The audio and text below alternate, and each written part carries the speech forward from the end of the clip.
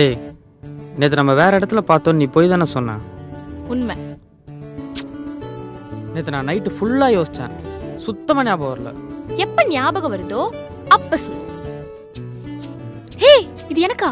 ஏய், டேய், குட்ரா குட்ரா. சும்மா தர மாட்டியா? தர போறியா இல்லையா? எனக்காக தானே வாங்கினேன், அப்ப குடு. குட்ரா இல்ல நான் போறேன். ஏய், சரி சரி சரி சரி சரி, அலையாத. இந்தா, என்னது? வச்சு பாரு.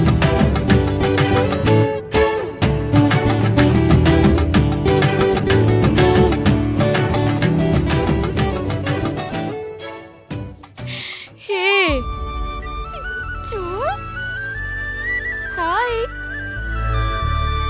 உனக்கு தான் கியூட்டா இருக்கீங்க. அச்சோ. என்னம்மா இவ பேரு லாரா. உனக்கு மட்டும்தான் என்னை பற்றி எல்லாம் தெரியும்னு நினச்சியா? எனக்கும் உன்னை பற்றி எல்லாம் தெரியும்.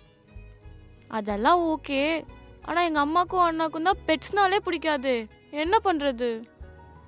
நான் ஒரு கதை சொல்கிறேன், அதை அப்படியே போய் சொல்லு. அம்மா, நான் வந்து டெய்லி ஸ்கூலுக்கு போயிட்டுருப்பேன். போகிற வழியில் ஒரு நாய் இருந்துச்சு. ரொம்ப நாளாக நான் பார்த்துட்டு இருந்தேன்.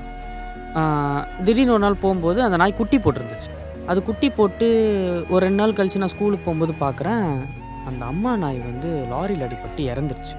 இந்த குட்டி பாவமாக இருந்துச்சுன்னு வீட்டுக்கு கூப்பிட்டு வந்தோம்மா, ஒரு 4 நாள் மட்டும் வச்சுட்டு அப்புறம் விட்டுருங்கம்மா அப்படின்னு சொல்லு. எந்த ஒரு அம்மாவாக இருந்தாலும் ஆரம்பத்தில் அப்போஸ் பண்ணுவாங்க, அதுக்கப்புறம் பாரு உனக்கு வீட்டில் இடம் இருக்காது, இது சூப்பராக தங்கிரும். ஹே, சூப்பர் ஐடியாடா.